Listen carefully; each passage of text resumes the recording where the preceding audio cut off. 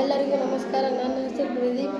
2 ಬಾಟಲಿ ತೆಗೆದುಕೊಂಡು ಜಲ ಗಡಿಯಾರ 7ನೇ ತರಗತಿಯ ಕಾಲ ಮತ್ತು ದೂರದ ಅಳತೆಯಲ್ಲಿ ಜಲ ಗಡಿಯಾರವನ್ನು ಮಾಡಿದ್ದಾರೆ.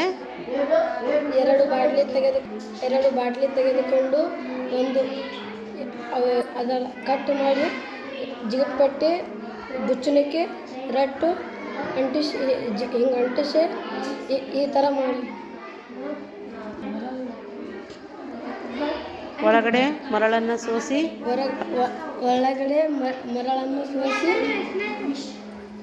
ಹಾಕಿದ್ದೇವೆ. ಈ ರೀತಿಯಾಗಿ ಉಸುಕು ಬೀಳ್ತಾ ಇರೋದನ್ನು, ಮರಳು ಬೀಳ್ತಾ ಇರೋದನ್ನು ನೀವು ನೋಡ್ತಾ ಇರ್ಬೋದು ಸ್ನೇಹಿತರೆ.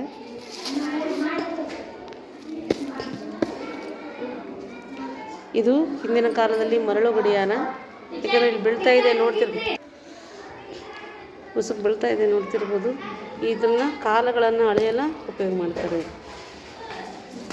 ಕಾಲವನ್ನು ಮೊದಲು ಗೆಲಲಿಯವರು ಕಾಲವನ್ನು ಅಳೆಯತಕ್ಕಂತಹ ಉಪಕರಣವನ್ನು ಕಂಡುಹಿಡಿಯೋಕ್ಕಿಂತ ಮುಂಚೆ ಇಂಥ ಉಪಕರಣಗಳನ್ನು, ಜಲ ಗಡಿಯಾರಗಳನ್ನು, ಉಸುಕು ಗಡಿಯಾರಗಳನ್ನು ತಯಾರಿಸ್ತಾಯಿದ್ರು. ಈ ವಿದ್ಯಾರ್ಥಿಯು ತುಂಬ ಕ್ರಿಯೇಟಿವ್ ಆಗಿ ಯಾವುದೇ ರೀತಿ ಖರ್ಚಿಲ್ಲದೇ ಈ ಗಡಿಯಾರವನ್ನು ತಯಾರಿಸಿದ್ದಾರೆ. ನೋಡ್ತಾ ಇರ್ಬೋದು ಸ್ನೇಹಿತರೆ.